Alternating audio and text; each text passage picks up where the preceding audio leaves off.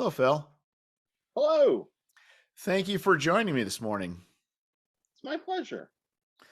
Well, you have a long-standing, let's say you've been a member of RPG zines for quite a while, and you've posted quite a number of things. I know also Eric Tankar has talked about you regarding you have quite a long history too of producing um, of work all the way from the beginning. In fact, I would say that going through the amount of things and number of things that you produce, and your way of thinking about pricing and and different models is quite astounding.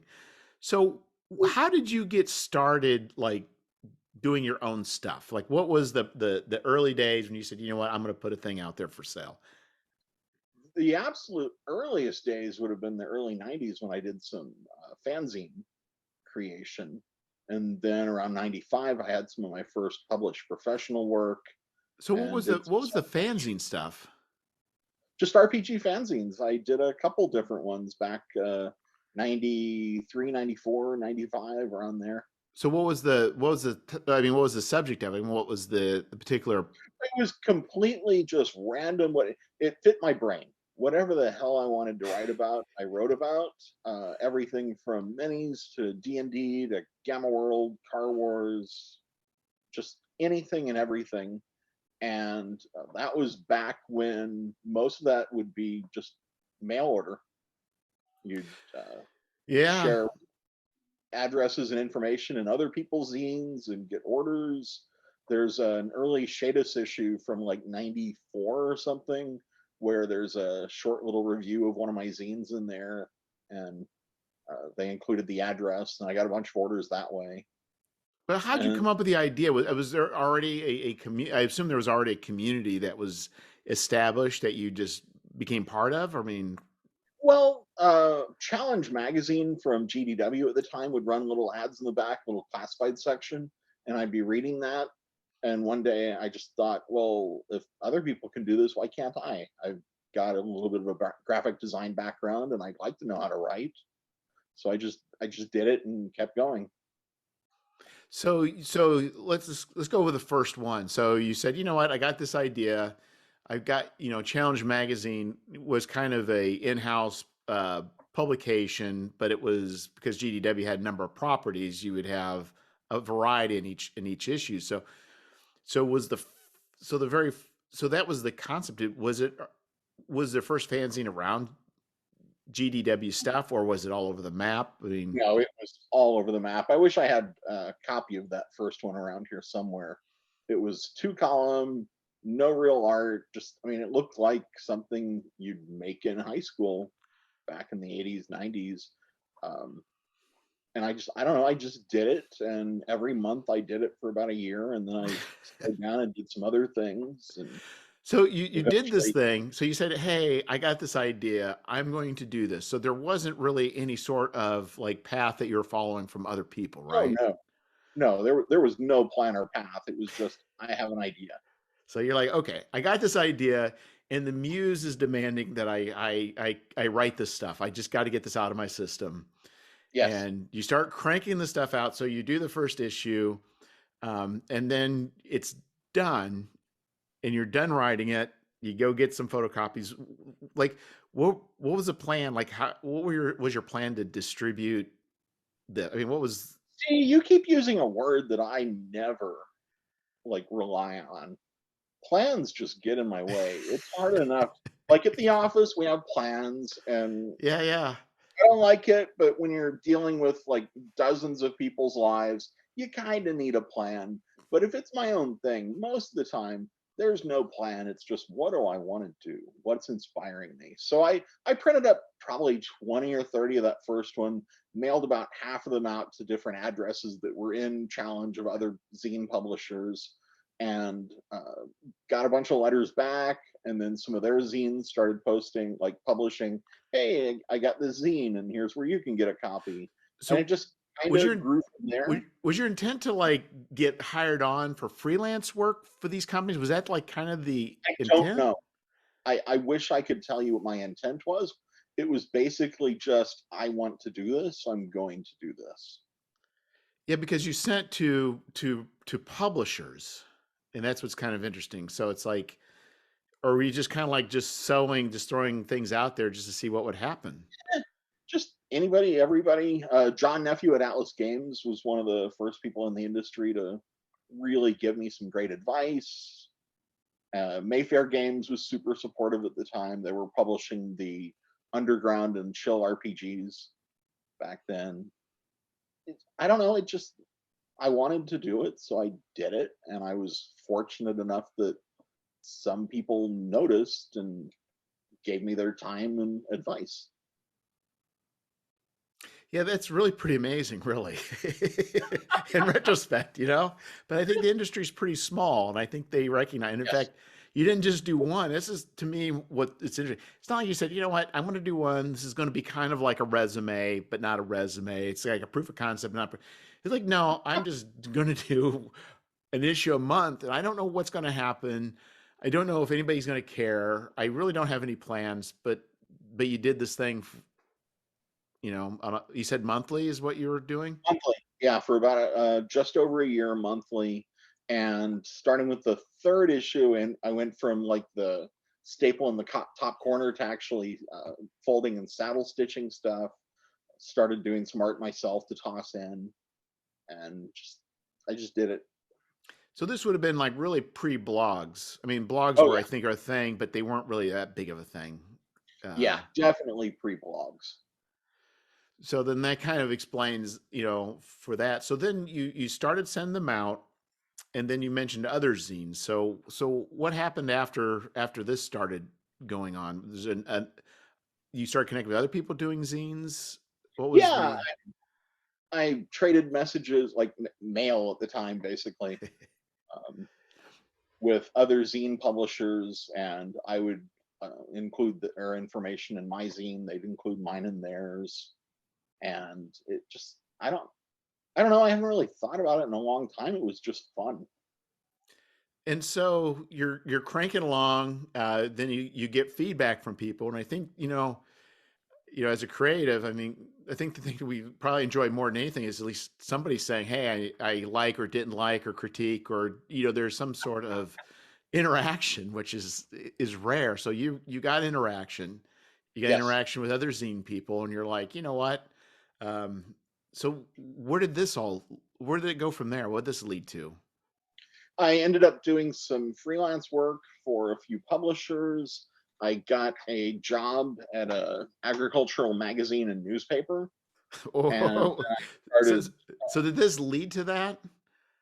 It definitely helped because it demonstrated that I knew what I was doing in terms of layout and design. So, and then I did some self-publishing, some small books and games, like just really small, simple stuff, and kept working at the newspaper and magazine up until about '99 when I answered a call from Steve Jackson Games for someone to do book design and layout. And I ended up doing that, and then they hired me late that year to do it Okay, full so time. let's go back. We still got a lot of unpacking. There's a lot of stuff that's going on. You're glossing over, which I find immensely fascinating. And I think to me is, I think there's a certain amount of truth to, you have to do a thing without necessarily knowing what it does. I mean, you don't have to know. And I think the idea is, but you have to disseminate it as well. I mean, and so you started putting this stuff out there. I think, obviously the tools at the time, what were you using for like layout? We're using like just Word and then printing it out. We're using, what were you doing in those No, I early wish I years? had the name of the software package. Oh, that's frustrating. There was an actual layout program on DOS. I can't remember the name of it now. That's so frustrating. But it certainly isn't around anymore.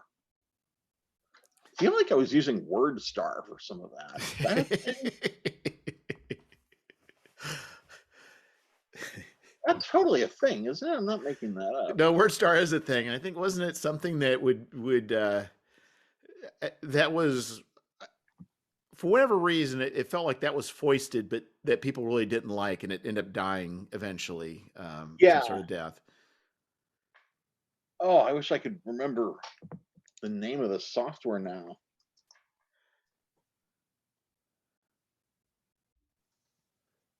So now I have to search for early 90s desktop publishing software. Yeah, because I mean, I think in the '90s, I mean, that's when like PageMaker was a thing, but that was expensive.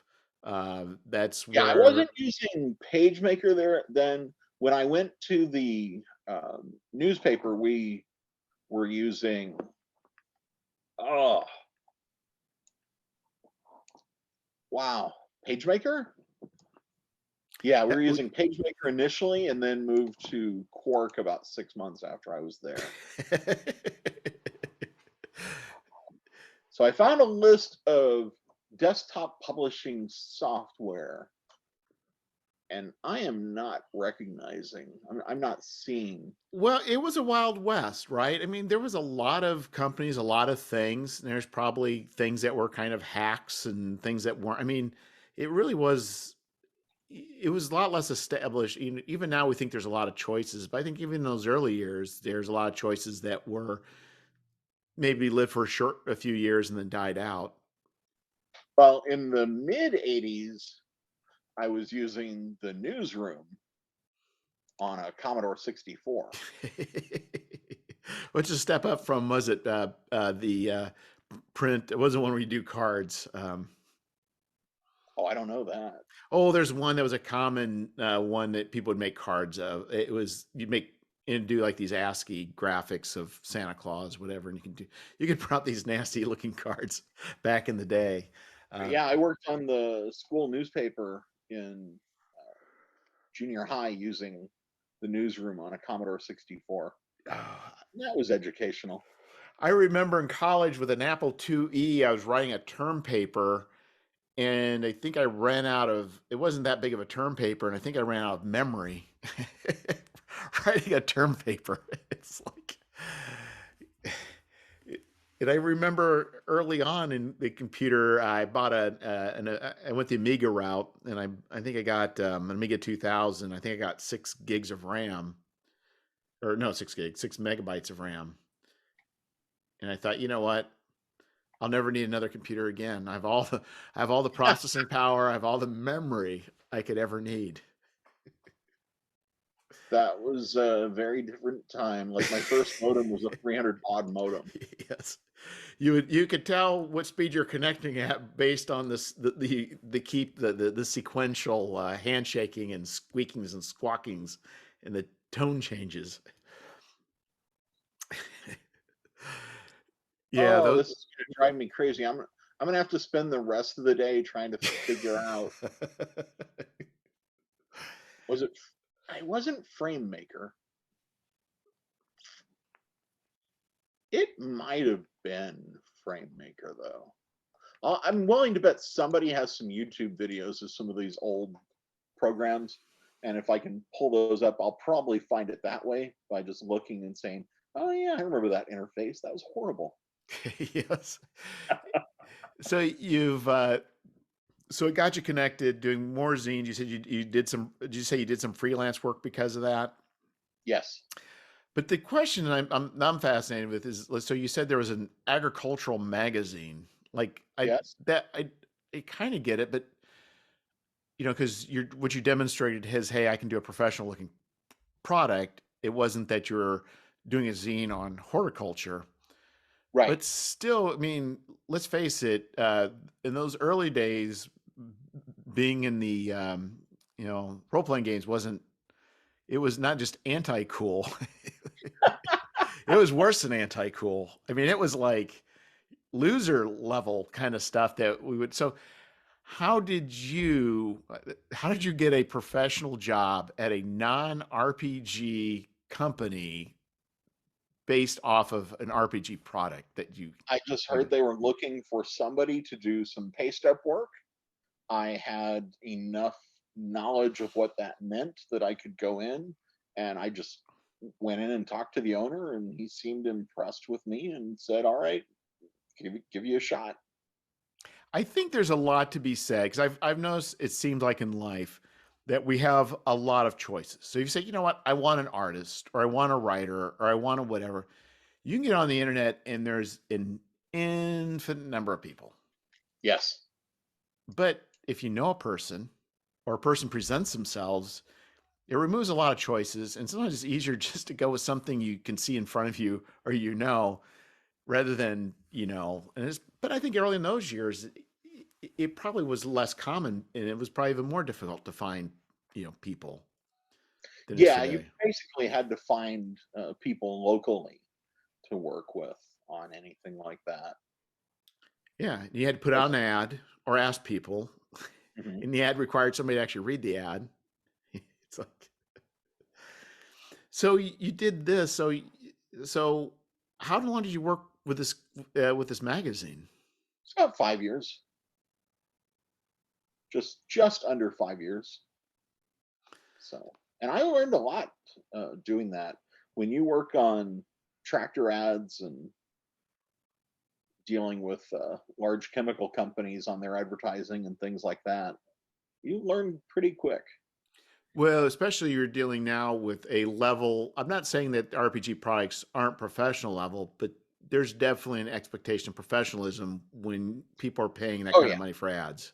yeah, it's dramatically different expectations, especially at the time. I mean, when you've got a dealership selling six-figure farm equipment and you're putting together the advertising for them, they have some expectations. Yeah. I mean that farm equipment even today can get horribly expensive. Oh yes, yes it can. Yes it can.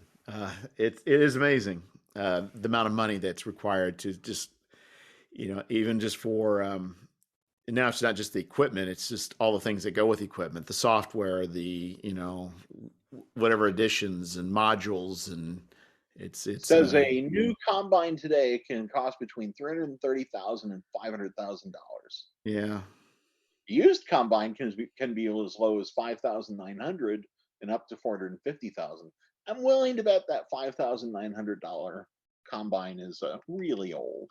Yeah, it probably requires a horse to pull it along too. I don't think I'm Horse going to not buy one. included. I already got the horse. My wife has a horse and she loves to ride. So Oh, I just need yeah. the combine to pull, I guess. There you go. You can justify the horse expenses by farming out the horse and the combine to The farmers. rate But our world's going, I wouldn't be shocked if sometime in my lifetime that's where we're at. yeah, it's your backup plan. Things really go sideways. I got a horse. I got a combine. I'm good.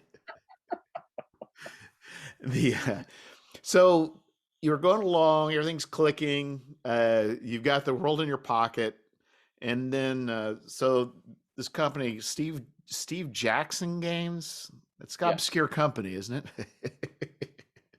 In the They, larger world, yes. so so what transpired, so this is obviously, so we're talking at what year did you start working for Steve Jackson Games? 99. Okay. So this is pre-Munchkin. Yes. This is GURPS, I'm assuming, is the largest seller for Steve Jackson at the time. Definitely. Okay. So this is prime GURPS period. And so what transpired? What led to you going to work for Steve Jackson Games? Well, they posted online they needed someone to do some freelance book layout. So I sent over not even a resume, more of a one sheet, just, hey, I can do things. And it was enough to stand out that they're like, okay, yeah. And they contracted me to lay out a book, and I did the book. And then I was visiting a friend in Austin, and they're like, hey, if you ever in Austin, come by. So I went by. They signed me to do, I don't know, it's like 5 or 6 more books, including some cover art at that time. And by the end of the year, my wife and I had moved to Austin so I could work full time at the company. So this is Austin when Austin wasn't like one of the costlier places to live in the U.S. No, this was Austin at the point that the roads in Austin today should have been back then. So it was growing at the time, but it's nowhere near as bad as it is today. I mean, If only Austin, invested in real estate back then. oh, if I'd known what to do, I would have. But instead, I was too busy making games. So, but you know what? There's a lot to be said for that. So, and it makes sense. I think the thing too is, there's two sides to like an employee, right? I mean, there's your layout skills, which is one thing, but I think the idea is that in some ways anybody that's got layout skills can lay things out, right? I mean, that's pretty much a given. But but Especially if you've got a template, yeah. you're fine. But I think on the other hand too, it's like, you know, but if you're a small company, it's much more helpful if you got somebody that also understands like RPGs or the product too, because you're Yeah. probably doing more than just layout. You're kind of expected in some ways to do, some form of editing. If it's not strict editing, at least understand things in a way that other people want. So I mean, there's a bonus to be had by having someone who's both got the chops but also has the understanding of the product. Yeah, you kind of need a basic understanding of what you're working on so you know like where to put line breaks and like where you can drop art in and it'll make sense. And the process at the time at Steve Jackson Games, and still kind of the way we do it today, is for a book, you lay out the entire thing, dropping in art holes, and then that goes to an editor or art director who writes up art specs and assigns the artwork to an artist. And that way, we know exactly what size, where, and what the content should be. Um, my brain works differently than that. I prefer to have a lot of artwork up front when I'm Well, that's what I working was on. going to ask you, and not to jump ahead too far, but I was going to wonder because it seemed like with the stuff that you're doing, it's very art heavy. Where I Mhm. think Steve Jackson Games was, at least in the past, I don't know, was very text heavy before, where that was the Still very primary. text heavy. Yeah. So, with your stuff more visual, I was wondering if you followed that same, but you don't. You're actually more like I want the visual appeal to be a certain way, and the text is important, but it's I don't say subservient, but it's or even secondary, but it's kind of secondary to the art and the style, right? Yeah, I always start with basically a visual outline of a project. So I'll be like, I want to do a 32-page book and I want it to be about X. And I'll do a lot of research and collect together appropriate artwork and then design the entire thing minus text. And then I'll write to fit the design, tweaking the art and stuff as I go. Just, oh, I need a little more room here. I've got more to say. So I'll either lose this piece of art or make this piece of art smaller. Or, I don't have as much to say here as I thought. I'll make this piece of art a little bit bigger. And it's just a process I go through when I create anything. And so at Steve Jackson Games, there's a wide variety of products. They're from like card and board to role playing, and they all kind of vary probably in their demands and style. I think back in the day, I think when you hired, I don't know, they were still doing stuff in plastic bags like they were back in the early '80s, but Not really. The occasional thing, but mostly those were like direct sales items. The majority of what was being made when I started there were just 128-page soft cover books, usually printed at Bang Printing in Minnesota. It was just kind of a just cycle of create new book, with every now and then let's do something a little different. and it seemed like at the time, I'm not sure how. I'm assuming things are much different now with game systems and such, but it seemed like I think with Steve Jackson Games being, I think the number of books and the number of of genres is extensive, and I think pretty well generally regarded, well thought of as supplementals that are worthy of reading, even if you're not playing a GURPS game. I mean, they're all, like GURPS Horror with Kent Hite, I think is considered one of the best horror supplements ever and universally applicable to any game. I think like Hero System, because I was a Hero System person. There's just a lot of really good information in those. But I think at the time, GURPS, as long as you kept printing, people were buying, right? Oh yeah, yeah. We were printing dozens of GURPS books a year,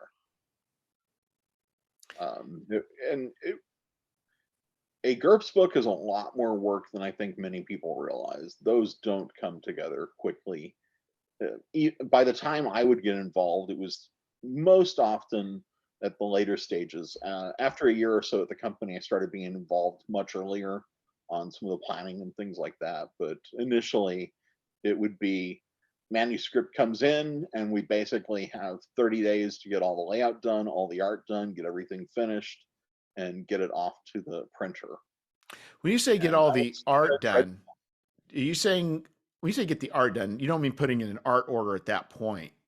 yes, So you put in an art order and you expect art back in a timely manner to be able to finish a book in 30 days? yeah. And the covers were typically handled long before that because we had to do solicitations. The At the time, and this is nowhere how it works today, you would announce basically 90 days out, and that 90 days would be okay. We've got the final manuscript in hand. We've got the cover in hand. We're ready to announce the product.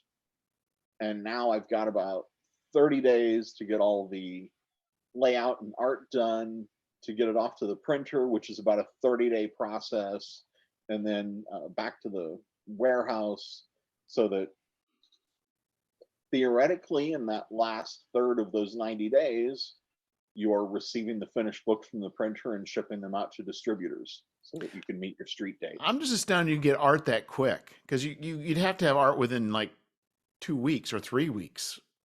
Oh, I didn't say this always worked. Some artists, we went like back to that well a lot because they were so very reliable. I handled some art director responsibilities for a time, and I was trying to get a very specific look most of the times, and then the realities of budget and time would slap me in the face, and I would just do the best I could. So, Right. Right, because yeah, right, because what you want may be right. You just you have holes to fill, and yeah, it's like and so. you don't always have the perfect artist at the perfect time, but when it's a publishing machine Right. designed around keeping people's jobs. Yeah, you gotta go the Mick Jagger route. You don't always get what you want, but you get what you need. Yeah. Yep. I can't imagine the stress. You're putting if you had all the art and you have the manuscript, it's like 30 days. It doesn't seem bad. I mean, I know that's still tight, but I can't imagine when you start adding variables. You know, Well, one of the areas where I'm extremely lucky, especially for this type of work, is I can handle book layout quickly. Like doing a 128-page book in one day isn't an issue if I've got all the text up front. So that would save us some time there. And then I taught some of the other guys in the office the tricks I was using to accelerate the process a bit. Um, but no, I mean, it didn't always work, and books would ship late, which is common in this industry even today for games to ship late. But now yeah, it's a much larger and more complicated process. We don't announce the majority of our titles. We announce 4 months out at the office. And if it is not at print and preferably have a tooling sample in hand, we don't announce. We push back. But even with that in place, the pandemic has greatly disrupted just the entire manufacturing and fulfillment flow to the point that I swear there's days we could have everything printed, done at the factory, ready to ship, announced 4 months out, and still miss our date. It's just the delays are insane. Well, yeah, and I'm sure even it is so complicated because I work for a major manufacturer, and it's like it may not even be a major thing that you're missing. It could just be a minor thing that a supplier is missing, but because they're missing that minor thing, they're not going to give you that minor thing that you need to make your major thing. It's just it is so you can't even. It's so complex you can't even foresee all the issues that are at hand in those complexities. So even if you got the paper, there may be another issue that you're not seeing. It's just And these days, paper is a problem. I wish I had been tracking paper price or yeah, I wish I've been tracking Mixam prices over the last like once a month for the last year. I wish I would have been doing that. I know they've had to be going up, but I can't tell because I never wrote it down how much it's gone up. Yeah, they've definitely gone up, and their 130-pound cover stock hasn't been available for months. I think it was June I placed an order, and they were still offering that as an option, but they emailed me like 2 days later and were like, "Hey, we don't have that stock, and we're not going to have it till August. Are you okay with downgrading to the 110?" I'm like, "Yeah, sure," because I know the 130 is kind of overkill. I just like it. So, Yeah, and I they're haven't still out seen of it, the I think. 130. I haven't seen the 130 offered again since then. I don't think it's an option right now. So, yeah, it's frustrating. And their times at Mixum have gotten longer too. I was supposed to have a book delivered full run around December 17th, received an email basically December 17th saying, "Hey, we're sorry, we'll be ready to ship January 3rd." But I'm already anticipating that to be delayed as well. I got lucky with my zine that I got it delivered. It was in October, I think, when I put the order in, and I got it delivered in 2 weeks. Nice. Yeah, I was like, I don't know how that happened. That's usually how they were doing it for the longest time. It'd be like 2, 3 weeks at most. But these days, month plus, who knows? Yeah, it's definitely. I think my margins got thrown off. Yeah, it's just I don't have any concrete evidence. I just wish I'd been. I wonder if somebody's been tracking prices Well, you could somewhere. jump into your history at Mixam to look at what you paid for something before, and then use their calculator to see what would it cost me to do it today. Oh, that's true. I don't have that. Yes, I could do that because I have 2 projects I did this year. Yes, that's a good point because it's yeah, it almost feels like it went up like at least 60, 70%, but maybe it hasn't. It just feels like it. I haven't paid close attention to their shipping costs to see what happened there. For me, it's been just the extended time requirements that stand out more than anything. Yeah, and I think and for me, um, so because you're a one man band for what you're doing, so some of the stuff I've been doing, I've been paying others to do. So, there I'm starting to look at it's like break even points.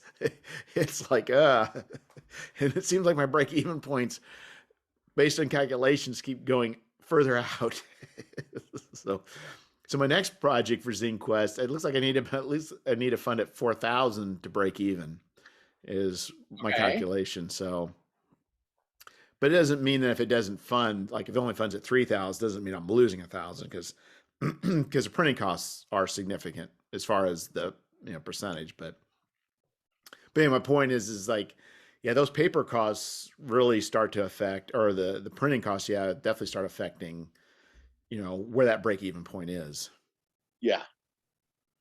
But you can still run 100 of something small at Mixam for a really good price, like usually $1 to $2 a unit.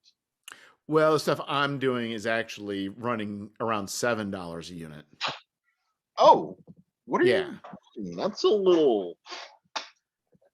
A lot of pages? Yeah, I mean it's like the last one I did was like I think it was about not quite 70 pages. Is eight and a half by or is it yeah 8.5 by 11. 8.5 by 11? Yeah. And the previous to that, I did three of them. They were standard size, but it was three, and they were all like 40, 50 pages. Okay. So anyway, the next one I'm going to be doing is probably going to be an 80 pages, 6 by 9. Just gonna do a quick. Yeah, I paid 532 for the most recent 48 page 8.5 by 11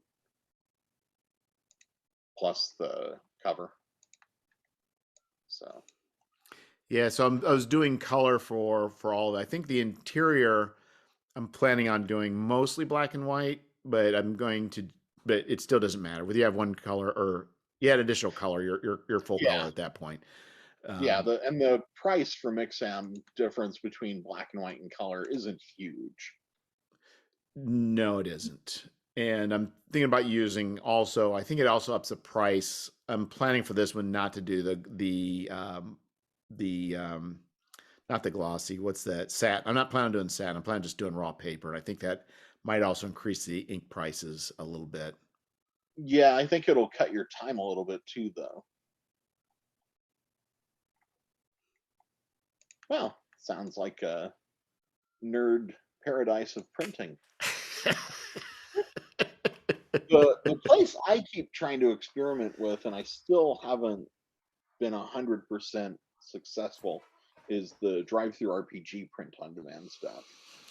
There's something about their process that just my approach doesn't align with perfectly, and I don't know what it is. Well, I went to do that for Scoundrels, my previous Zine and then I saw how complex it was going to be, and I waited till I was going to have more time, and it scared me off. It's like, Now their card printing is super easy to work with, and I love that. And the for some reason the book printing, and I haven't done cards for a while, so this could have changed. But the book printing, you upload everything to drive-through RPG, and then at some point they send you a notice like, "Hey, you're approved to order your test copy." But with card printing, I would upload everything, and I could order the test copy immediately. I didn't have to wait for something else. And my yeah. impatience sometimes has me think, I should just make card decks, and then I don't have to wait for other people. Yeah, just everything's a card deck. Just think of all the Everything. ways you can cheat with a card deck. As I went to, Check we out went my to, new it's a card deck. we went to a restaurant on vacation. They were like really, really busy, and the waitress still wasn't there. And the hostess said, "I can order an entree or an appetizer if you guys, want to order an appetizer."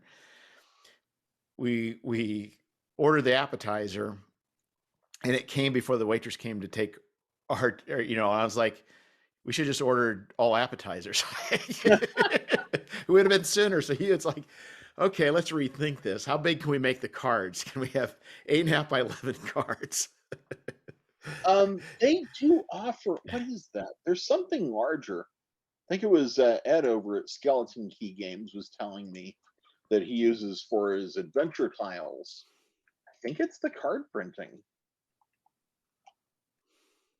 If I can't find something quickly, I will have to call him later today and say, "Hey, what do you do?" I think the thing is, if Tiles. Yeah, they offer 6 by 6, 8 by 10. They offer a page 8.5 by 11. That's yep. so you can get insane with this stuff. So I mean, and I think what you've done, not to is what I've noticed is that you've definitely have started, say thinking outside the box where you see a product and you're like, what can I do with this? Yes, You don't say, I got a project, I'm not sure what's the best format. You're like, you know what? This tenfold thing that does this with this and that. And it's like, you know what? I bet I could do something fun with that. And then you do. that's yeah. I like to find a format, or I love printers that have online calculators where I can just play with the numbers and stuff because eventually I get an idea from that. Like that Pocket Map printer has a full online quoting system where you can get all the information. So I don't even have to bother them to find out if I want to use this or not. I just play with it and I'm like, okay, those numbers make sense. What can I do in this format?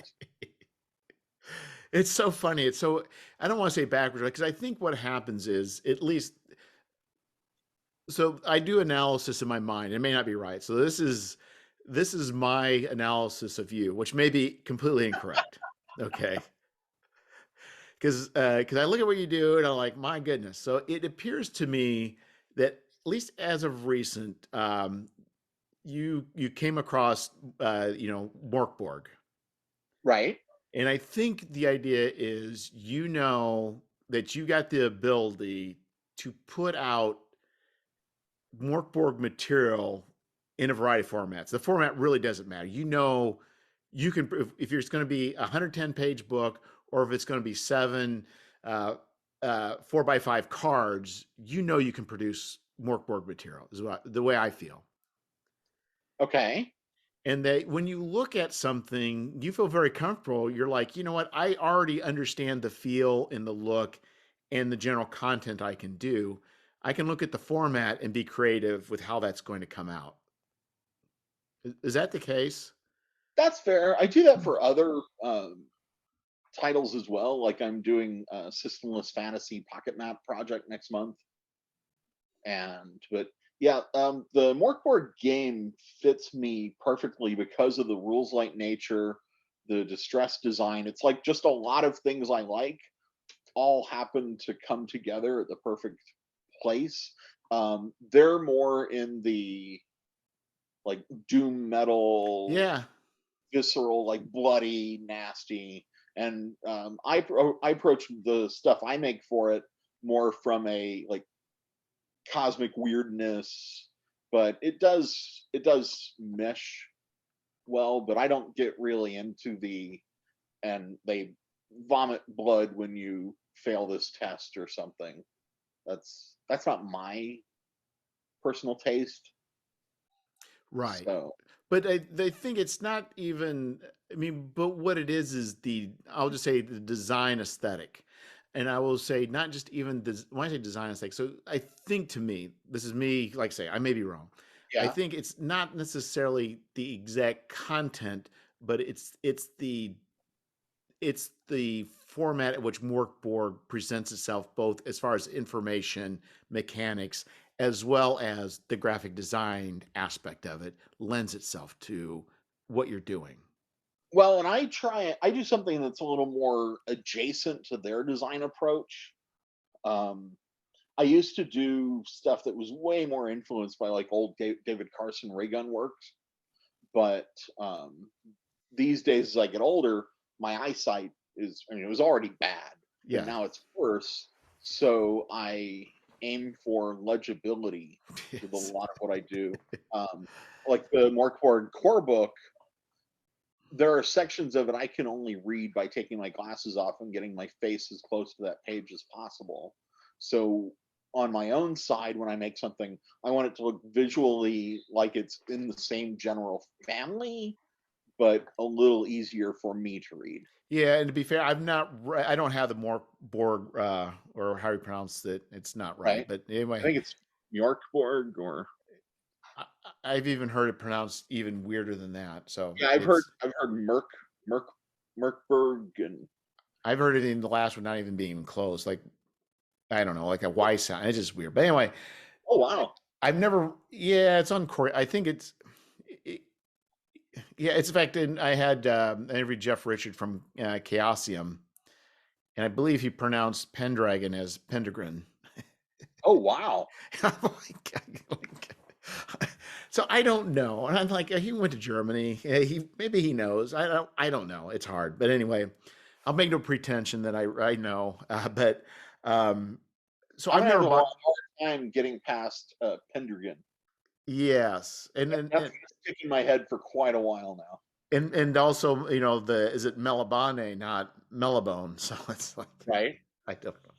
So, but I've never actually read the book. So, and a lot of probably my understanding of Morkborg probably comes more from your work than does anything else.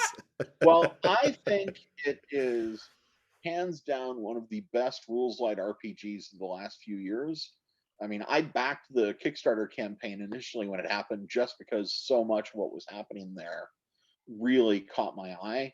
And the fact they then created a license was just like icing on it. Yes. This, like, I saw that license and I'm like, well, we're gonna have fun with this. There's no way I'm not doing something. And I've been lucky that the audience seems to enjoy what I'm doing enough that I can do more. Like, I Well, just released a CD for it well, I think what last. you've done is so.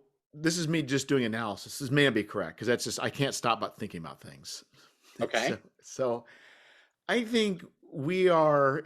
We'll just talk about the RPG zine community on not just on Facebook, but just this whole thing in general.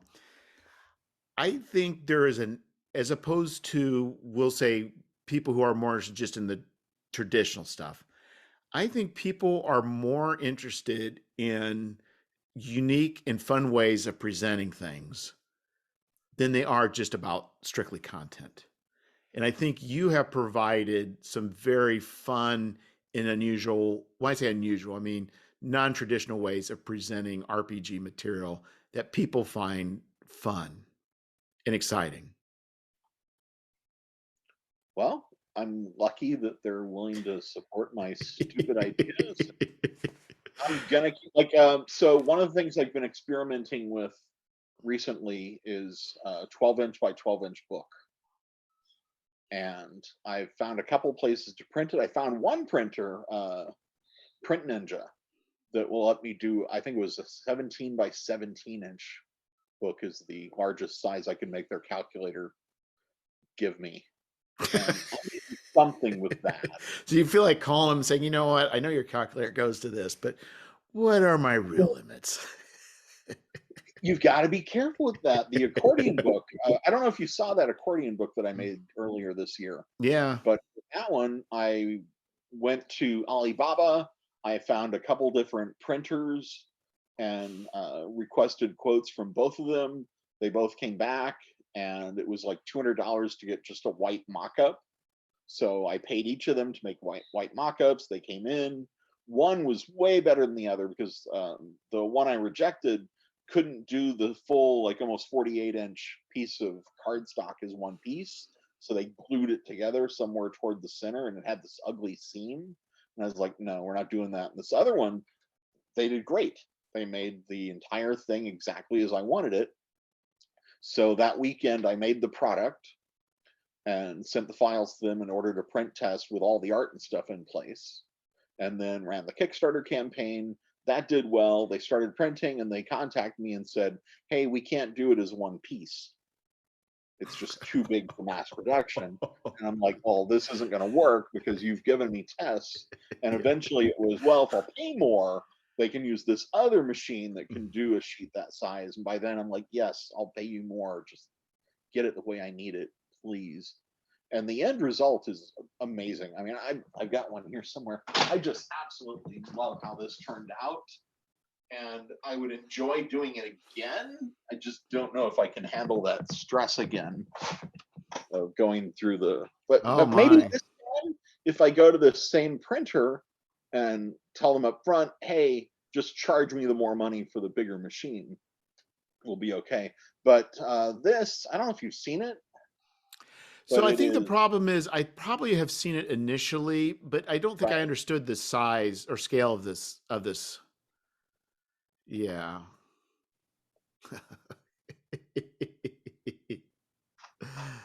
Yeah, So, for those of you who are listening oh, to listen so to the podcast, I'm going to put this on YouTube, so you may want to just come to that because it's worth seeing. It's much bigger than I thought it would be. So what you're showing there, because I was at a car dealership I think last year, and I saw they did some fun stuff. mhm. I'm just not far along in my. You've got for whatever reason you got the ability to do a lot more output than I'm capable of doing. So I Well, kind of this admire was a that.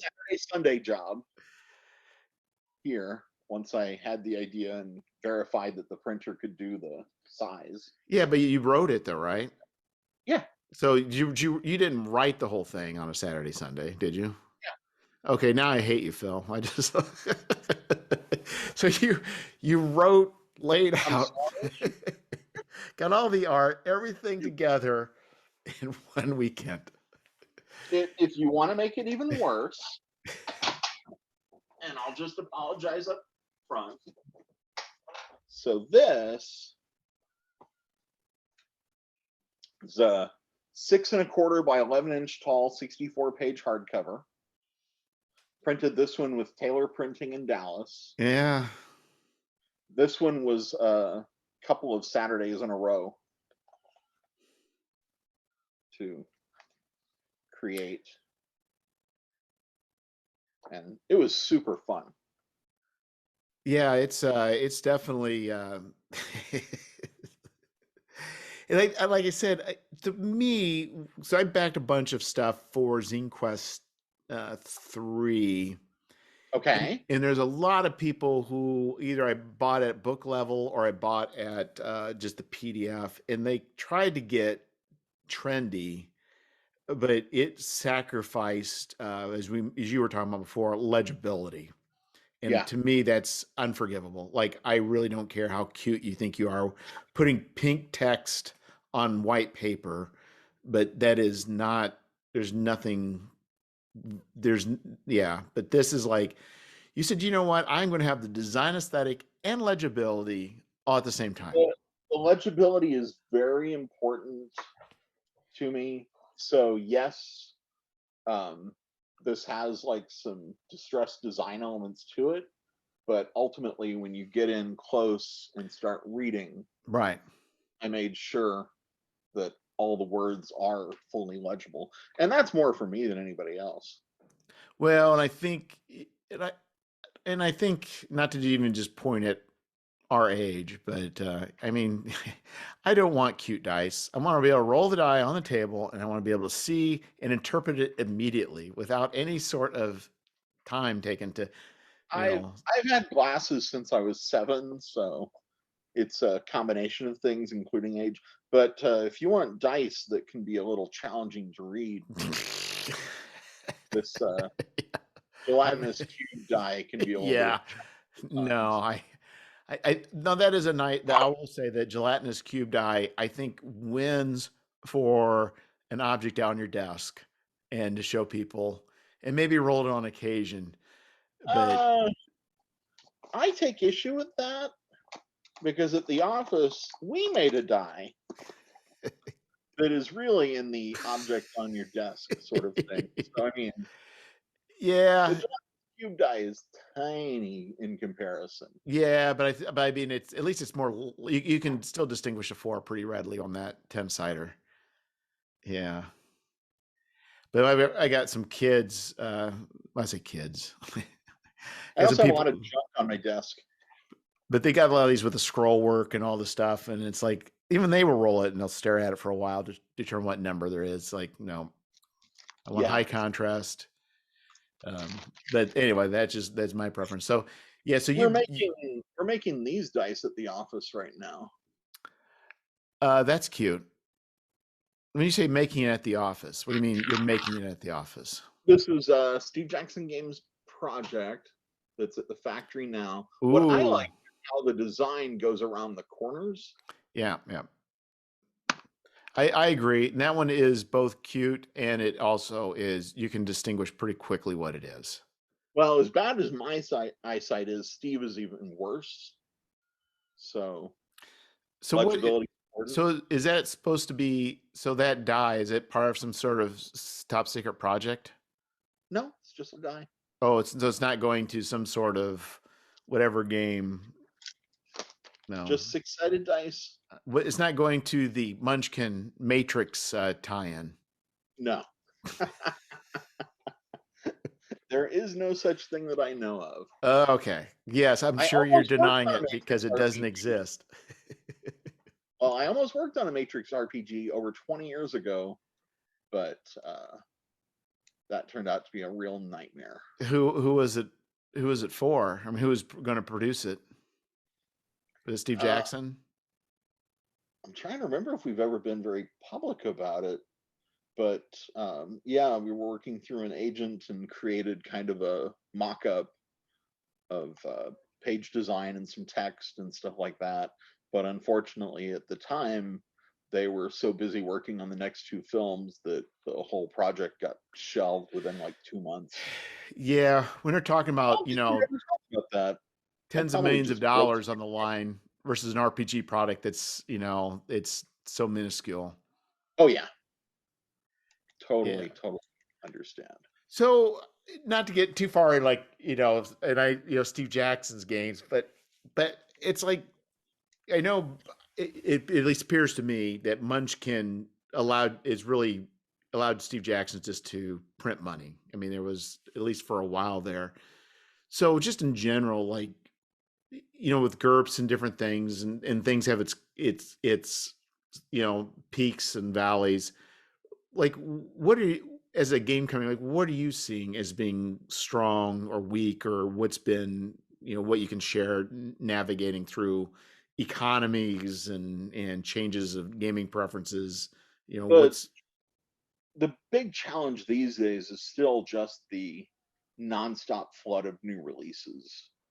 When you put out a new game, you don't even have 30 days of it being considered a new game in terms of sales. Used to be you could put out a new game and take the next year, like going to conventions, trade shows, teaching the game, and slowly build your audience and your sales that way.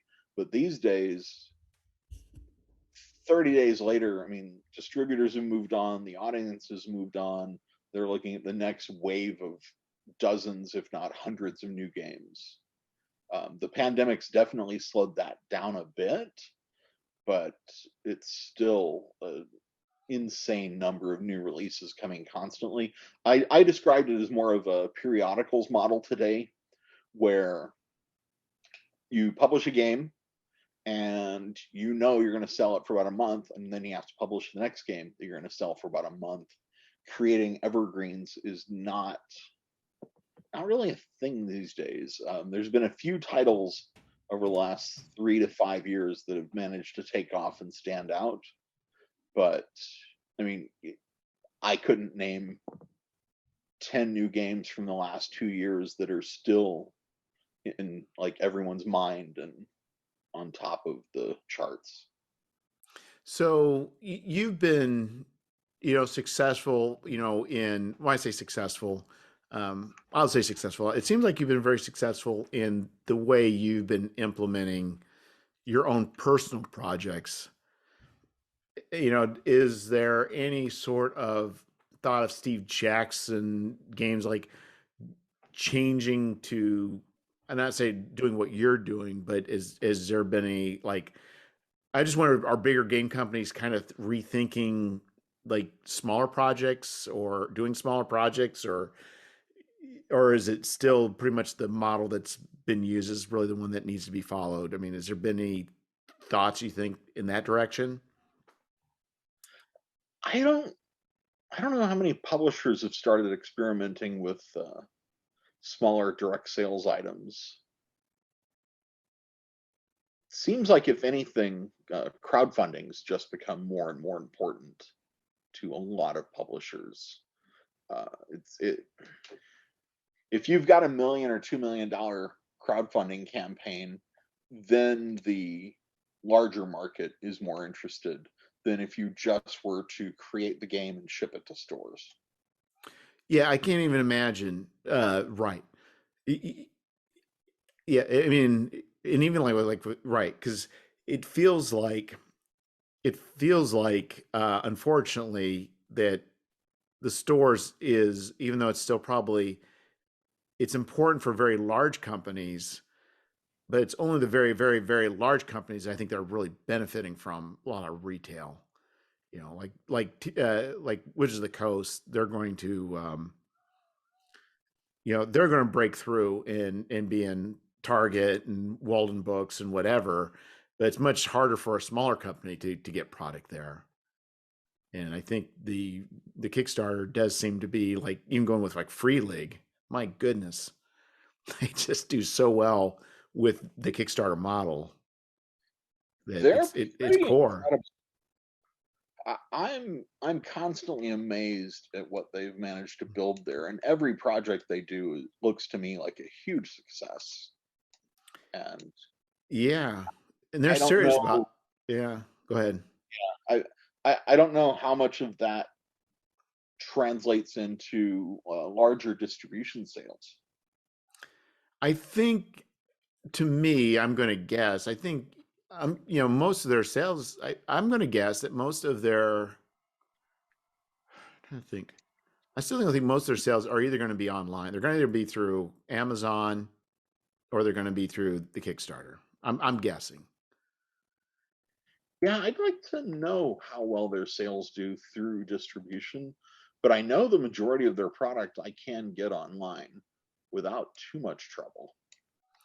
Also, I will say too, I've bought into the Foundry virtual tabletop, and Okay. so it's like Roll 20, but to me, it's much more robust, and it's I think it's easier for companies and people to uh, create content for and to do mechanics. That being said, I got Coriolis, the first one, but their other products have demonstrated that they're able to automate rolling on tables in a way that in presenting information very quickly and being able to directly affect the game uh, in a very short amount of time being I think to me has the ability to revive games that have more complexity. For instance, did you play Rollmaster? Played MERP, which was like Rollmaster back Yeah, in so I the mean, it's like right now, if you were to play that game, it's a matter of, you know, I got usually you'd have your own, if you got a broadsword, you'd have your broadsword table in front of you.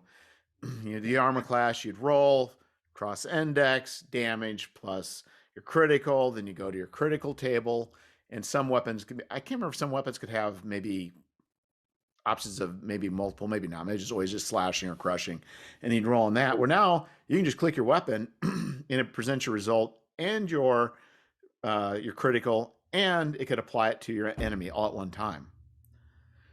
To Yeah, to me, I haven't tried any of the online tabletop systems like that. I opened up Roll 20 at one point and just got lost and confused. yeah, it's not. I don't feel very well implemented, but the Foundry, at least Free League, the stuff they've been putting out, at least as far as Valen and Alien and Forbidden Lands, especially Forbidden Lands, it's pretty inspiring. So what makes me realize is like games like Rollmaster are much more viable. But also, I was never a GURPS person. I was a hero person, hero Okay. system, and I think to me what drove it. So I love the hero system, and it probably works the same for GURPS. Is that I think as far as combat goes, it is a fun system. It just takes too long. I mean, for me, it just takes an hour and a half to run a combat. But I think now with the tools, I think it could be run much quicker, and it may make a lot of these games that have a higher level of complexity much more accessible at the table without the need to spend so much time dealing with those mechanics. Um, and I think there's a possibility this could revive a lot of games that are very solid that just need some ability to it used to be like with 3.5 D&D, which I never played, but it required people to have mastery and to read the books and read all the rules. But now I think with the online tools, it can simplify a lot of that complexity and and bring people back to these games. I haven't tried Foundry. Is it easier than Roll 20?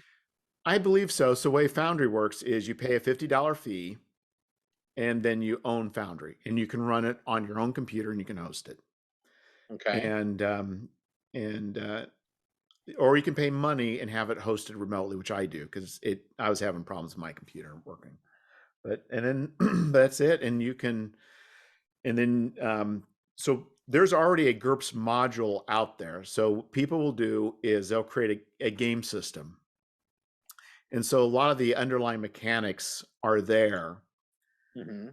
but what's generally not there is the content to fill it. Is Foundry cross-platform? Like I'm on a Mac, so I can play with people on Windows, no problem. Yeah, so it's all hosted. It's all being done via web browser.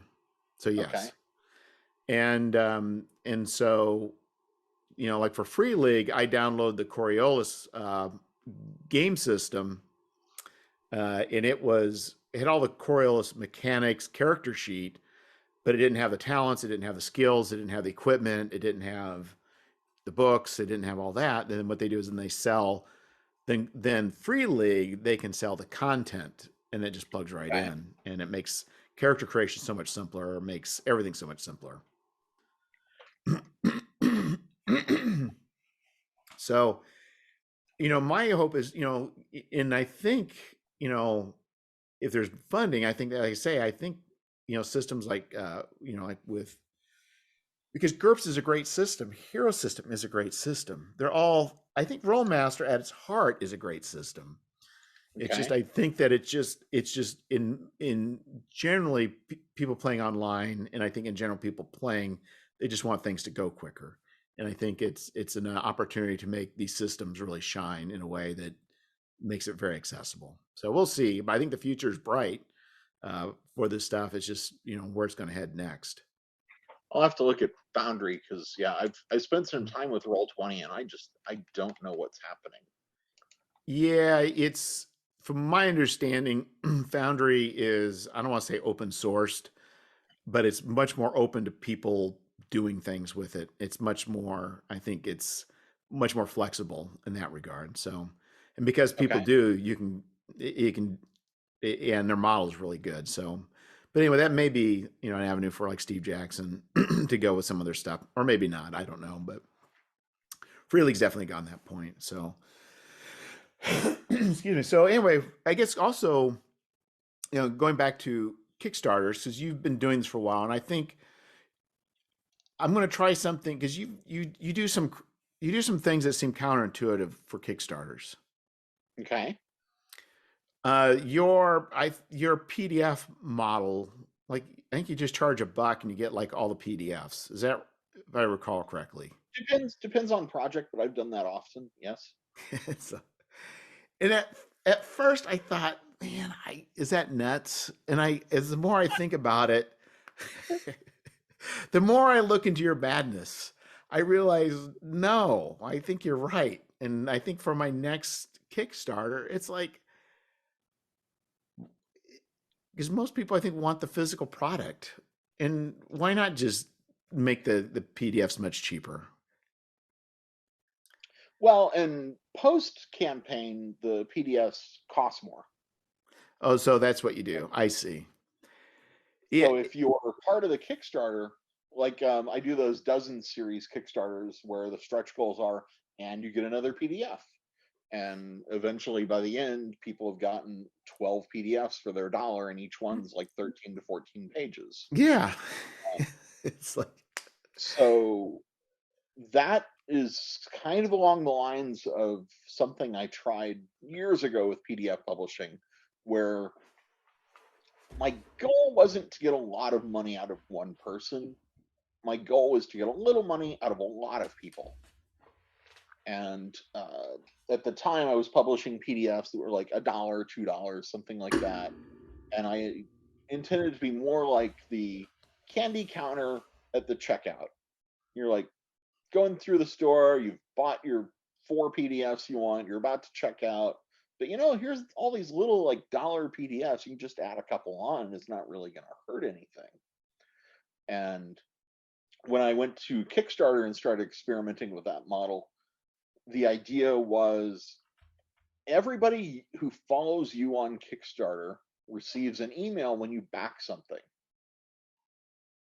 And at $1, if you're an RPG fan, $1 is well worth it for these PDFs. I mean, in my opinion, they're worth much more than that, but $1 is a no-brainer. Like, yeah, I'm going to right. spend $1 to get this. It looks good. It sounds like it would fit. And worst case scenario, I get 7 useful pages out of the 100 or whatever I got for my dollar. And that just then spirals because once you get in there and you're like, well, if I go to $5, I can get not only the new PDFs, but here's these 2 older PDFs that I missed. And it just builds on top of itself. And then I try and make sure to go back and repeat that by telling people when I have a new similar campaign. I And at that point, maybe you missed the first 2, yeah. back the third one, and you spent like $12 in the third one, but after that point, you just have to spend $1 to get all the new stuff. And Well, the numbers but can add up. but I think even the initial campaign, the PDF is generally I think quite a bit cheaper than the physical product when you Oh offer yeah. it. But see, that got me to thinking. So when I first did Scoundrels, I think the split was really pretty even between people buying the book and the number of people buying PDFs. But with Journey to the Madlands, there's more people that bought the book than that bought the PDF. Okay. And I realized, well, people really want the book, but I started thinking, it's like, why not get why not just drive the price down even further for the PDF? Because like you said, I think if I'd lower the PDF down to half the price, I could probably doubled it. But if I would have put it down to like $2, I probably, who knows?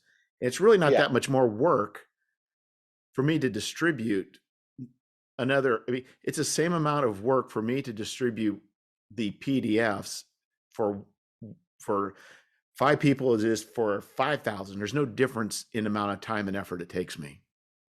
Yeah. And one of the things I want to experiment is releasing a product on Drive-Through RPG and like stealing the stretch goal concept but applying it to a Drive-Through RPG release where maybe it's like a 20-page PDF for like $2. And if I tell everybody, you know what, for the first 30 days, this PDF is only $2, but for every metal level we surpass in that time, I'm going to add 4 more pages. So I've got more content to add. So getting people to buy early and then maybe tell others like, hey, this is Right. a good deal. And if more of us get in, it gets to be a better deal. And by you driving that traffic early on, you're driving being on the front page. Yes. Then you're also driving and getting medals is important in drive Yes. through. So you're actually achieving 2 other things that you really want to happen by doing that. Yes.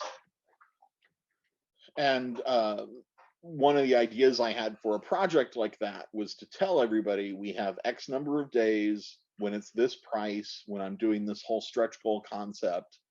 And the last stretch goal is, and now here's a print on demand offering of this entire collection that you can get at cost. Like you just pay the Drive-Through RPG cost and shipping cost. So you do this for a limited time and then you would then change. I guess the question, have you talked to anybody from drive through about this? Why is that?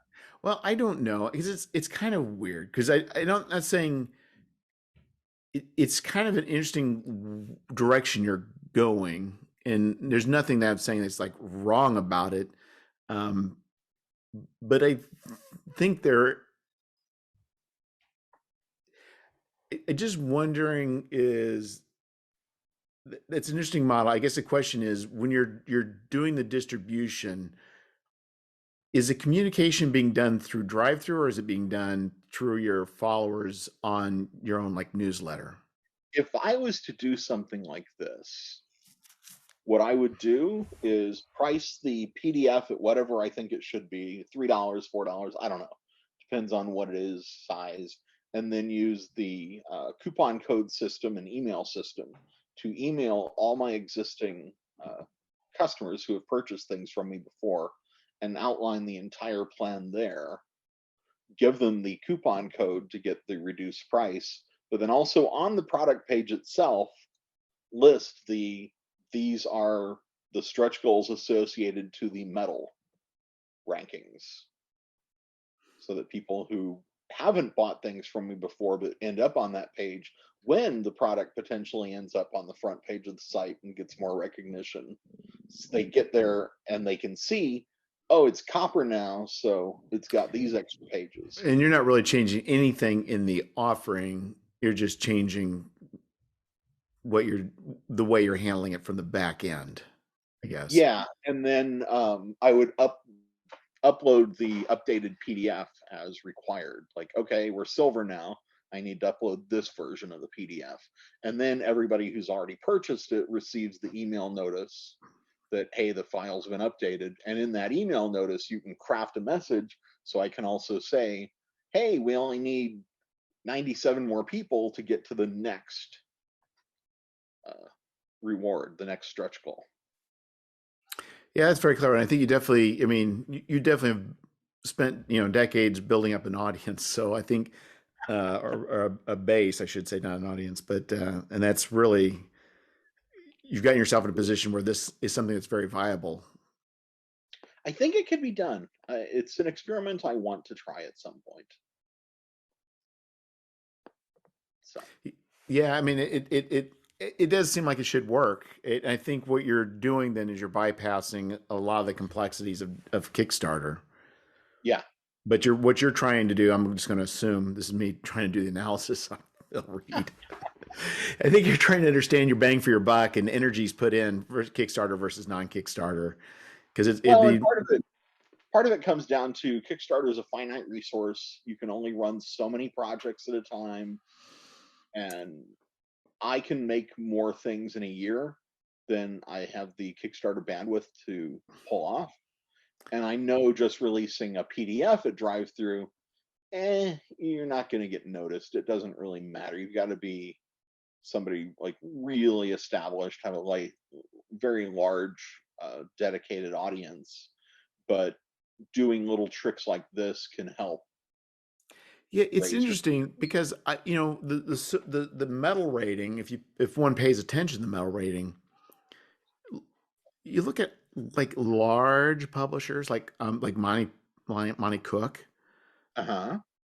some of their main products, well, I say the major, they don't have very high metal ratings. It's Yeah. just kind of interesting, so then it's at that point you're like, they must be making their money off the Kickstarter. Not to be obvious, but and I'm sure a lot of the core books they're selling, they're making money off of the core books through Amazon and through game stores. But if you look at like a lot of their products, they're not making that much money off of the off of RPG or through drive-through RPG PDFs. But then on the other hand, you see other people that they're making a lot of money off of the PDFs off of. I mean, so it's interesting how different companies, some I think have a presence on drive-through just because it does provide some money, but there's other Mhm. companies that it provides a lot of money, and it's not always clear who or what and how that works. Well, and also like Monty Cook Games has their own website where they Right. sell the PDFs. So the majority of their marketing efforts going to be sending people to their website to buy PDFs where they can keep a higher percentage of the money. And drive through is just bonus sales from that other Right. audience. So Steve Jackson, I've never paid attention. So Steve Jackson Games, I know you have, was it Warehouse 23 is the in-house. Yes, Is there a drive-through presence at all? there is. Okay. Is all the And content or just some of the content? the majority, I think, and it's a good example of that whole, we've got our own site, so our marketing efforts go toward people going like directing people to buy from us, and the drive through is just, hey, here's like a bonus audience that's already using this other site and doesn't use our site. I think the marketing, there's a certain marketing engine that comes with drive-through that you'll not get anywhere else. As far as like, you buy something or looking at something and you go to the bottom, it's like people that bought this, they also bought this, and this. And then Mhm. you can find yourself like, going through a lot of products that wouldn't be related. You don't have to be looking. You do not have to be looking for a particular Steve Jackson Games product to then all of a sudden be exposed to a Steve Jackson Games product. And there's some tools built into drive-through RPG that, if you wanted to take the time and really start using them, could manipulate some of your sales rankings. For example, if you release a brand new release, like I have a brand new PDF, I'm going to put it out today, and I'm going to message my entire audience with, hey, for the next 48 hours, here's a code to get this new PDF for $1. It's normally $5. So over the next 48 hours, some percentage, it's maybe 5 to 10%, actually come in and buy it at that dollar. The charts and rankings and everything don't really care if that sale was $1 Right. coupon or the $5 full price. You're still going to get bumped up in the rankings. It has to So be a by minimum of getting that, $1, I believe, right? I think so. So by getting that huge initial spike right out the gate and getting jumped up on charts, by the time your coupon codes have worn off, the rest of the audience at the site's like, well, what's this thing that came from out of nowhere and hit like number 2 in the charts in the first day? Hmm. Yeah, it's just it. I mean, I think especially for smaller publishers too, things like this, as you build up a group of people who are following, these are types of things that are also important, maybe even more important. It's hard. It's a struggle, and Well, and there's so many options to do. being able to repeat things like that is what matters most if you want to do this full time. Um, because having a one time, like, oh, I hit silver, that's great, that's nice and all. But if you can hit silver with every new title in the first 24 hours or so, that's just going to grow your overall, um, like the impression people have of your work and what's happening. Yeah, and I agree. And I think also too, it's like I need to figure out, there's a migration, so if you're doing Kickstarter, step one's a Kickstarter, but then the second step is drive through. So it's like, what's the game plan, for that? So it's something. That's part of why on some of my Kickstarter campaigns, if I'm offering some older releases, I'll make sure to link to the drive-through RPG page from the Kickstarter campaign and be like, hey, if you just want to get the PDF now and not wait, or if you want to learn more about this, you can go to this page. Because then, even after the Kickstarter campaign's closed, that's essentially just one more breadcrumb out on the internet to guide people to someplace they can buy that other work. That's a great idea. That's a great idea. Well, Phil, I think we're kind of hitting the time space continuum. I think I've Okay. consumed about an hour and a half of your day. Well, I hope that was entertaining for you. Oh, entertaining and enlightening, and I do appreciate it. And I think I definitely need to have you back on again, if because I'm there's, I always, think, a lot more things to discuss. yeah, this is an infinite well. It is an infinite well, and I think we're all in. When I say all, there's a lot of us in this space of trying to figure it out, and Yeah. we're all in different degrees and different spots, and I just know that there's been a number of things that you have stated. At first, I was like, and I'd be like, nope, you're right. It's like, and I know you're right. Yep, you're right. I'm sorry. Well, I think there was one where you said, what do you, maybe someone posted like, if you got these people who they back and then all of a sudden you never get their address, and you're like, I just refund them their money. Like, you don't even mess around. Yeah. And I did some private emails. There's only a few people. I did some responded. I felt good about it, but then it's like, you're right, refund their money. You don't want that hanging over your head. Just, Yeah, it's like at the office, we finished the Ogre Kickstarter hmm. back in 2013. No joke, this year we've had people contact us with, hey, I finished my survey. you cannot let that stuff hang open forever. So No.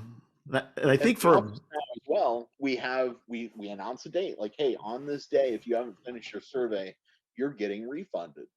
And we have it on the campaign page, we'll be in the FAQ, we do updates, we send messages, and like we message everybody who hasn't finished their survey starting like a week before, and we're like, hey, no kidding, this is going to happen. And the day after, we send a message, look, you got like 24 hours to finish your survey or you're getting refunded. Zero response from a person, like none, no comment, no nothing. You refund them within like 5 minutes, they're like, why'd you refund me? And you're like, oh my God. So you're telling me you've been getting all of my messages that say I'm going to refund you, but you don't take any action until no. you've been refunded.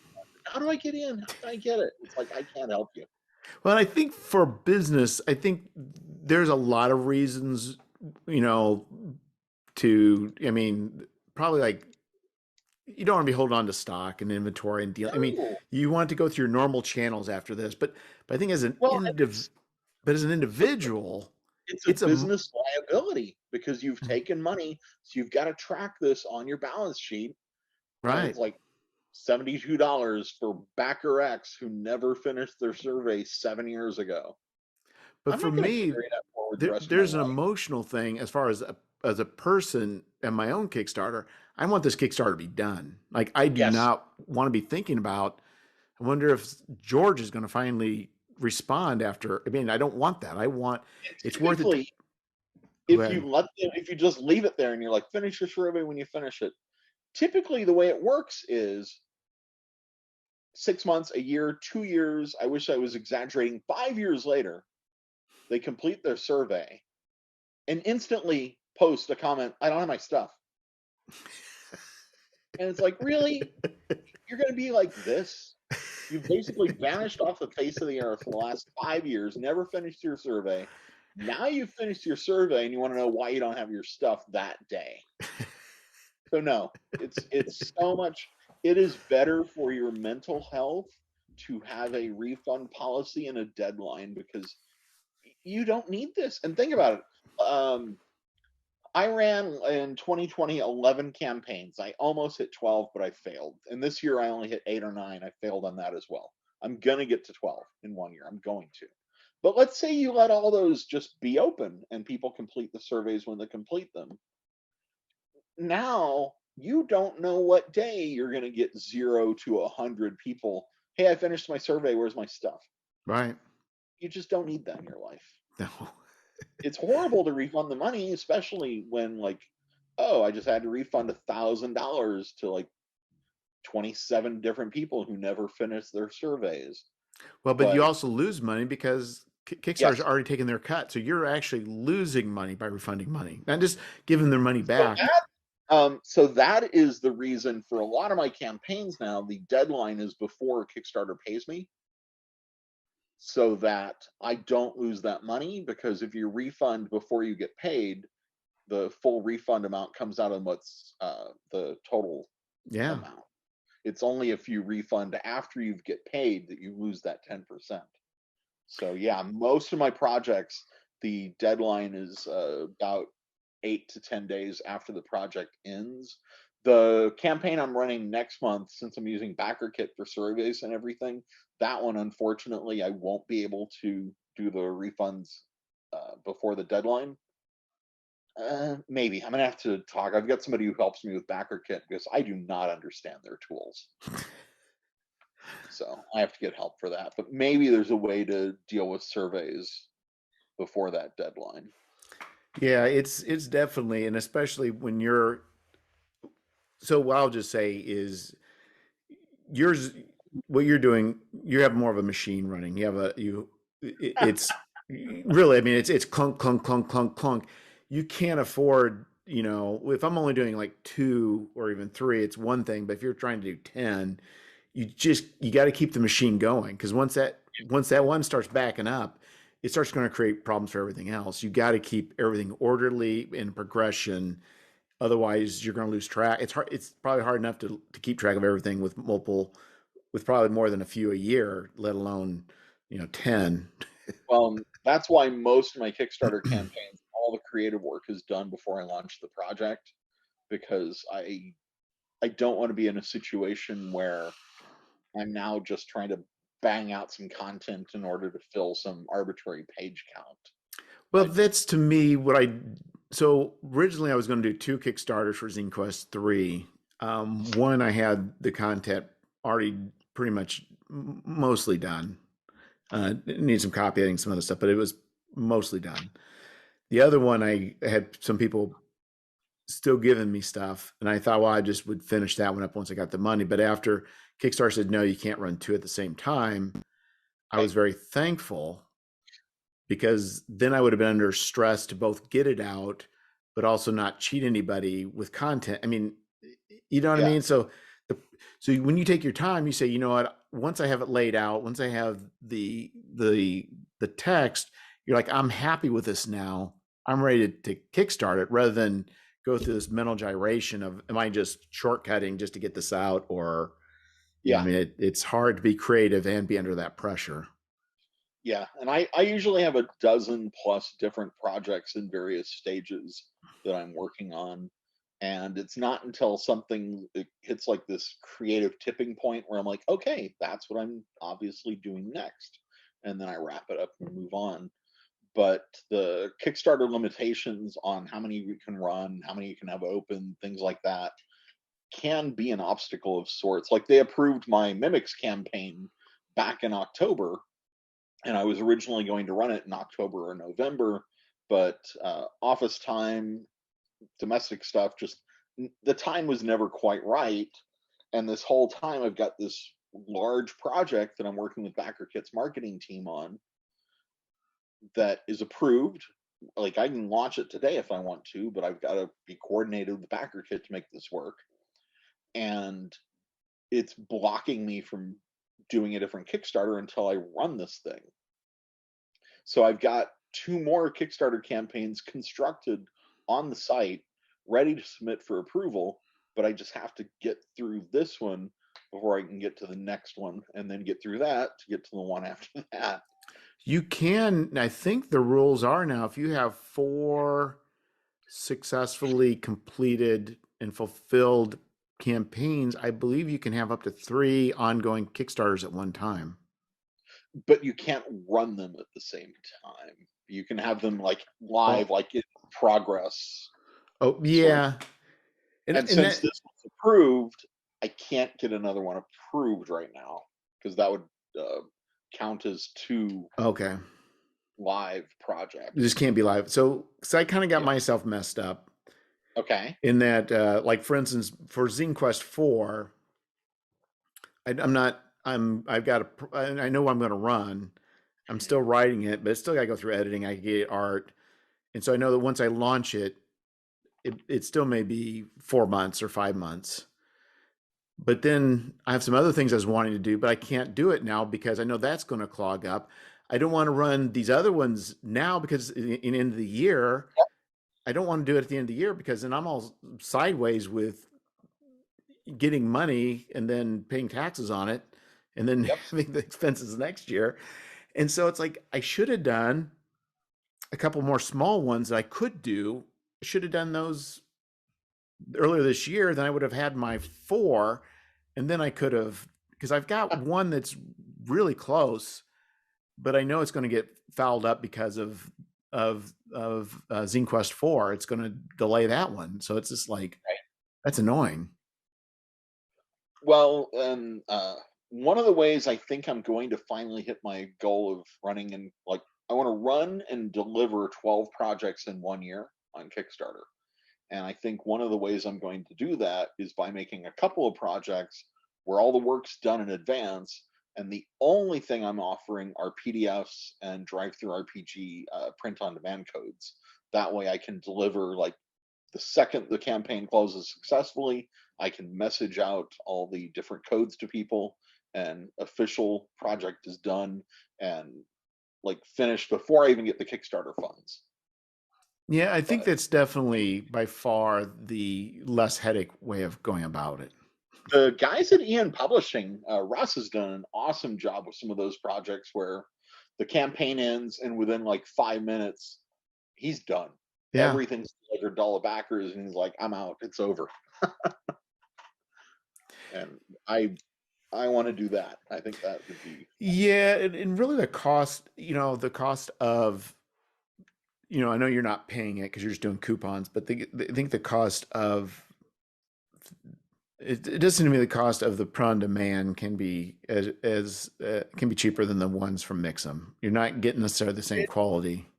Yeah, it depends on the exact title, and the quality definitely isn't as good. I, my biggest complaint with print on demand is the lack of saddle stitch, because glue binding is meh. Like, I'm not a fan. That's It's fine until it isn't. Yeah. It's like, what happened to my books? It's like, just- I either want a sewn hardcover, like a nice quality binding, or a saddle stitched, and I'm just not a perfect bound fan anymore. But but what I do find amazing is that the print on demand prices actually are. It used to be, I think, I may be wrong, but it seemed like print on demand used to be very, very expensive, but now it's actually a very reasonably priced alternative. So it's really not. It's not costing the customer more money to have print on demand or the no, backer. And it may actually could be cheaper for them. Really depends how you do it. But I mean, But the problem is, it's not quite the same experience, and I think we're kind of liking to have a little more control of. I guess you still see what they get, but it's definitely a different kind of product. the biggest mistake I see made repeatedly with print on demand is not using a wide enough margin in the gutters, and getting that type just too close to that center Oh, section, yes. because then people try and like force the book flat, and then they break the spine and it becomes a mess.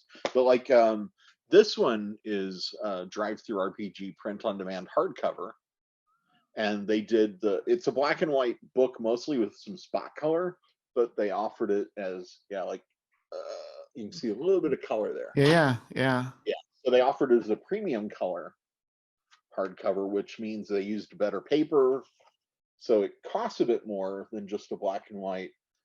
But it's this is actually one of the better print on demand hardcovers I've seen come out of drive through RPG.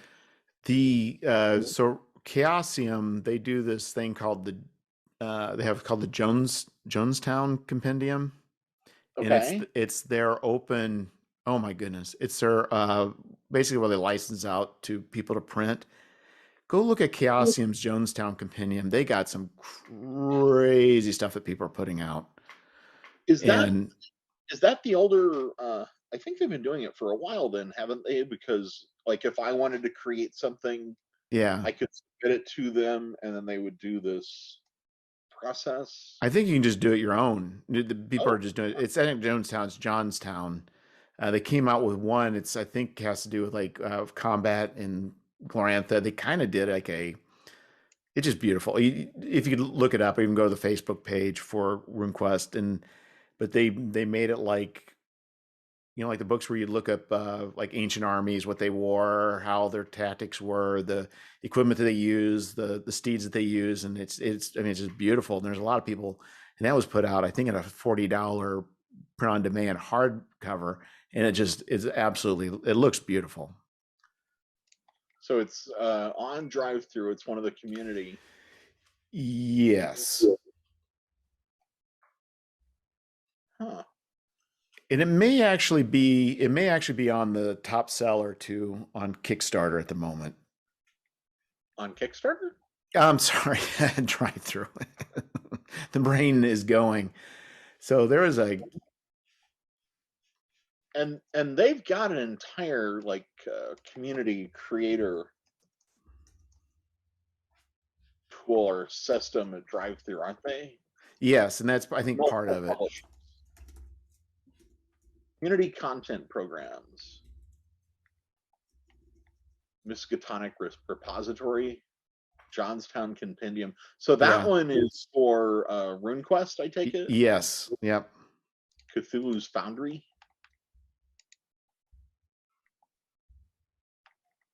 Yeah, I haven't. my concern, and it's totally unjustified, it's just crazy paranoia at work.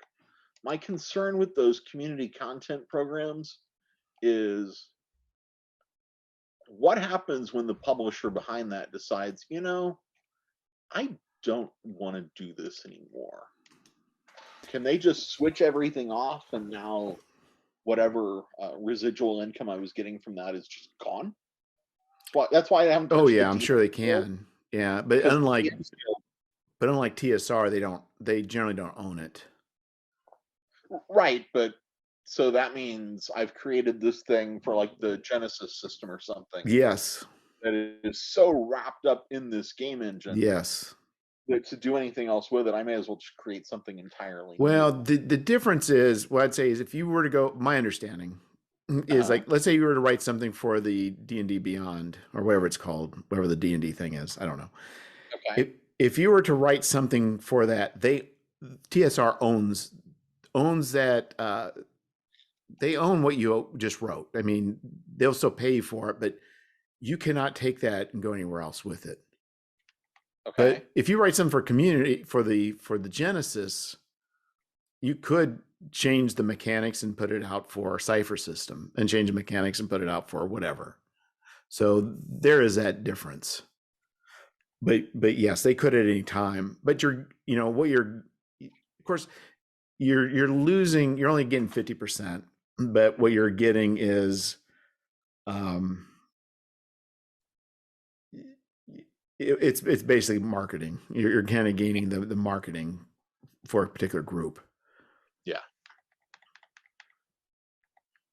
Oh, I'm sure my concern is completely unjustified and stupid, but it's still in my head. There's, I think depending on the company, I mean, there's very little, there's no incentive in my mind, other than a company just going bankrupt for them to pull out of that program because it's just free money. Uh, some of it could be control. Like Asmodee owns the Oh, Genesis system now. oh, you're right. They may like they're currently, I don't know if they've been bought or going to be bought. There's discussions for another large investment group to buy them, and who knows if somebody in that whole chain of the operations is like, this little thing here, we don't like this, shut that down.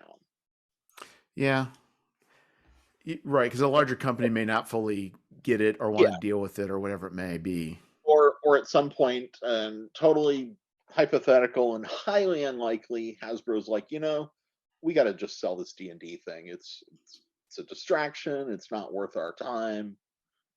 And then they're like, well, we need to clean this up, so we should shut this whole thing down because the rights are kind of a questionable challenge.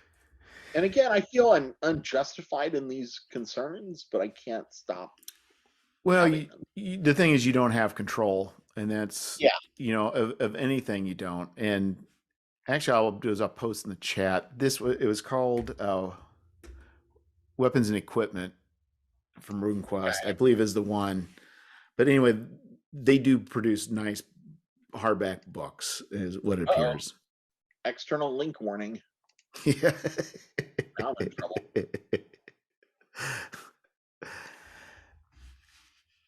It says from Chaosium. Oh, then this isn't the one. Well, then this isn't the one. No, I don't see. No, I think it's part of I think it's part of the community project, but still Okay. under Chaosium, I believe. I thought. I may be wrong. If it's not that, there's another one that was demonstrated. It may have been a different one that actually was armies, and this might be the wrong one. Well, But anyway, they do have really good PDFs or like say hardbacks. I don't think it isn't that one. I was wrong. That is their best selling one, but that isn't the one I was talking about. okay. But anyway, I better go. It's a Sorry, I didn't mean to take too much time. no. I just need to. These could go on for hours and hours and hours, and it'd just be better to have you on more often and just have multiple episodes. Okay. Well, thank you. I really appreciate your time, Phil, and until next time, you take care. Sounds great. You have a great day. Bye. Bye. Thanks. I really appreciate you, Phil, coming Yeah, on. no problem. And I would totally do this again sometime.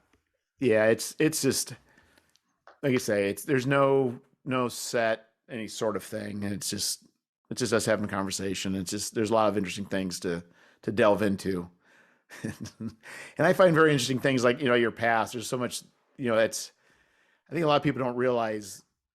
A lot of times people can gloss over things that's like there's really a lot there. I mean,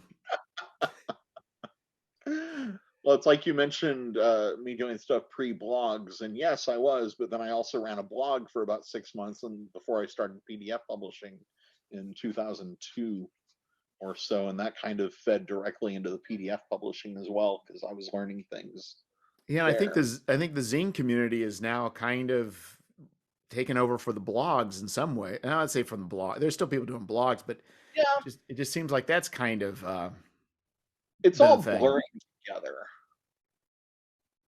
And what exactly is a zine at this point is very vague. Yes. I just put out an 8.5 by 11. I just called it a mega zine. It's There saddle you go. stitched. And I thought about the future ones of just doing them regular size. And people are like, no, we want them this size. Like, okay. It's like, Well, I'll let you know when I make a 17-inch by 17-inch book. yeah, you got anything on you? If you ever want to talk about anything, you want to just hit me up. I'm also Okay, fine with people saying, hey, can I come on and talk about this? It's no problem. awesome. So All right. Have a wonderful day. you too, mister. Take care.